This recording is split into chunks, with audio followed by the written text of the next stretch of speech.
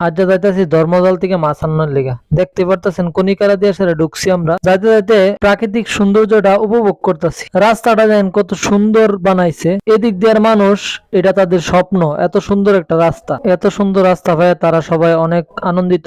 দেখতে দেখতে আয় বললাম কনিকারাদের রেস্টুরেন্ট, যেটির মধ্যে অনেকেই অনেক সময় ঘুরতে আয় নিজের গার্লফ্রেন্ড লইয়া, কেউ কেউ আবার আইফার আরেকজনের গার্লফ্রেন্ড লইয়াও, আবার কেউ আইফার আরেকজনের বউ লইয়া। আমার কথা মূলত হেদিক না, মূল কথাটা হয়েছে আমার এই রাস্তাটা এত সুন্দর হয়েছে, এই রাস্তাটা আমাদের সবচেয়ে বেশি এক্সিডেন্ট করে। এই সেই কনিকারা ব্রিজ, যে ব্রিজের উপরে বিকেল বেলা অনেক মানুষের আড্ডা জমে। এই ব্রিজটা যারা যারা আইছেন, কেমন লাগে এই ব্রিজটা তাহলে অবশ্যই জানাবেন কমেন্ট বক্সে। এই রাস্তাটাতে গেলে রাস্তার দুই পারে যে সৌন্দর্য, এই সৌন্দর্য দেখলে মনটা ভালো হয়ে যাবো। আমার মনটা অনেক খারাপ ছিল, ভালো হয়েছে। দেখেন রাস্তার দুই পাশটা কত সুন্দর, এই পাশটা তো পানি, এই পাশটা তো পানি। এই ব্রিজটার মধ্যে একা একা বিকেল বেলা বয়ে থাকলে যে একটা শান্তি লাগে, এটা বলার মতো না। আমরা মূলত ধর্মজাল খুঁজতেছি, দেখা যায় কিনা দেখি। দুই পাশের মধ্যে দেখতেছি, দেখেন দুই পাশের ভিউটা কত সুন্দর, কতটা চমৎকার ভিউ। দুই পাশে রাস্তার দুই পাশে সুন্দর ভিউ দেখতে দেখতে এদিক ওদিক খুঁজতে খুঁজতে হতাশাজনিত রোগে আক্রান্ত হয়ে যেতে গেছিলাম।